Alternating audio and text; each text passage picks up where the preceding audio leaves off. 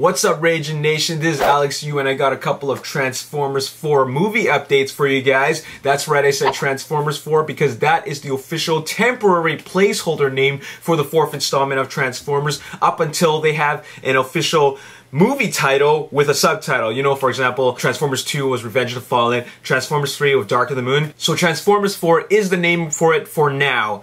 Anyways, before I get into my news, I just want to go back to a few months ago where I was talking about that Transformers 4 was going to be a reboot, and everybody was saying that no, it's going to be a sequel. Well, let's just talk about that for a bit. While it's not going to be a reboot, it is taking a whole new direction, and it has a lot to do with the news that I'm about to talk about right now. But before I get into that, let's talk about some current events. Recently, Hasbro CEO Brian Goldner was at the UBS Best of America 2012 conference, and he was saying that Transformers Dark of the Moon underperformed. And when he said that, I was a little bit confused. What is he talking about? Was he talking about box office? Because the movie did make $350 million, which was $50 million less than Revenge of the Fallen. However, worldwide, it is still the highest grossing picture of all three of them at $1.1 billion. Now that's $300 million more than Revenge of the Fallen, so I wouldn't say that it underperformed. Now that's when I realized that he wasn't referring to movie box office dollars. And plus, he shouldn't be that concerned about movie box office dollars. After all, he's not a Paramount Studio executive, but considering the Transformers movie franchise is based off Hasbro's best-selling product, he should show a little bit of concern. But when he said that Transformers Dark of the Moon underperformed, he was actually referring to toy sales. And he concluded the main reason why it underperformed was because there was too much of the same thing from the previous toy lines, and that was the same characters. You got returning characters like Optimus Prime, Bumblebee, Megatron, Ironhide, Ratchet. So because of that, he feels that they need to change things up. And by doing this, that means introducing all new characters. And that's what my news is about. Transformers 4 is going to revolve around a whole new bunch of characters. That doesn't mean that there's going to be like 30 or 50 new characters. It means that we're just going to get a new robot cast. Now, with regards to the human cast, we already know that none of them are coming back. There's not going to be a Shia LaBeouf. There's no Tyrese Gibson. There's no Josh Duhamel. There definitely is no Rosie Huntington-Whiteley. There's no reason for them to be there. And remember what I said about reboot versus sequel? I wouldn't call it a direct sequel because it has nothing to do with Sam Witwicky's character. What's going to happen in Transformers 4 is that we're going to see a new story, a new adventure with an all-new cast of Autobots, but set in the same universe as the previous 3 movies. So the events of Transformers 4 is going to happen while keeping in consideration the history of what happened in the previous 3 movies. Does that make any sense? So it's not a direct sequel. Let's not call it a reboot, but it's definitely taking on a new direction, and it's set in the same universe. Now, the big question on everybody's mind is, of course, which robot characters are going to be in it. Nobody knows anything right now, except for, of course, the writer and Michael Bay. And they've already talked about this before Michael Bay went off to film Pain and Gain. So the general idea of the story is already set in stone. We, as fans, just have to speculate. But let's just look into this right now. For Transformers to happen, you have to have the main 2 characters,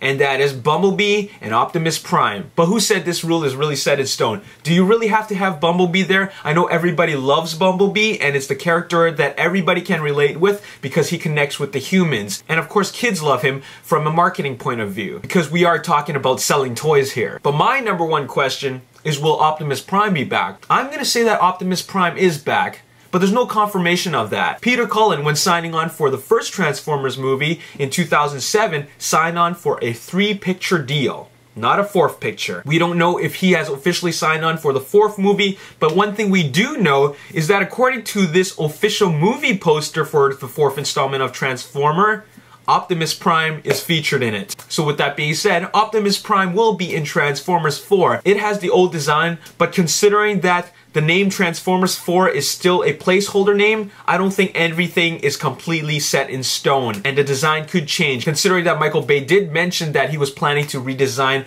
all the Autobots and Decepticons. You know that traditional look that they had in the first 3 movies? Well, it's gonna stray away from that. I don't exactly know what that means, but it's gonna look different from what we've seen before. So that's the general idea of what I have to report.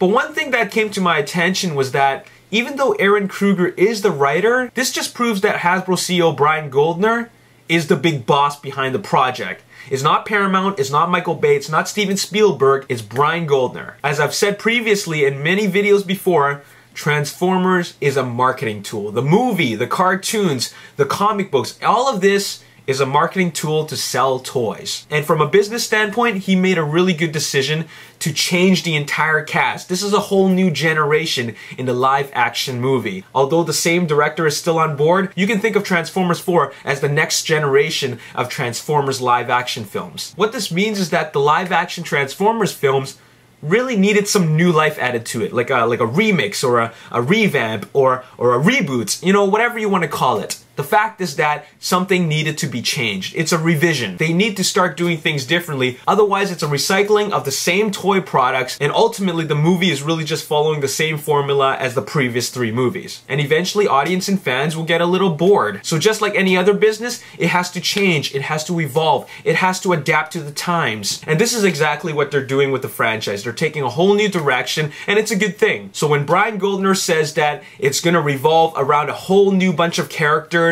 that just means that he's saying to the writer, you gotta wrap a fresh new story around this entire new cast of Autobots and Decepticons. Do that for me. And you see these 2 pennies? It's got your name on it. That's exactly what is going on here. And I don't have a problem with that. I like that it's taking a whole new direction. I like that they want to adapt for the audience and the fans. The fact that Hasbro isn't selling a whole lot of Transformers in the Transformers Dark of the Moon line means that the fans and collectors are getting a little bit bored. So by bringing all new characters, that means all new toys, and collectors will be happy. And in the end, everybody is happy. Hasbro makes money, Paramount makes money, collectors are happy, and everybody's a happy camper. Anyways, that's all the news I have for you for this Transformers 4 update. What do you guys think about the whole new direction of the way the Transformers live action films are going? I personally think it's great. We're not going to see the original human cast, but we will see a whole new lineup of characters. There's no Ironhide, there's no Ratchet, there's no Sideswipe, there might not even be a Megatron, so how do you feel about that? But one thing I do know is that Optimus Prime will be back. As always, if you enjoyed this video, hit that like button. If you want to see more Transformers 4 movie updates, hit that subscribe button. If you want to talk about this on Facebook, like me on Facebook, The Ragin Nation. If you want to see some exclusive Twitter content, follow me on Twitter at Ragin Nation. My name is Alex Yu, and thanks for watching. I'll see you next time. Peace. Find my YouTube page. Transformers Revisited. Revived.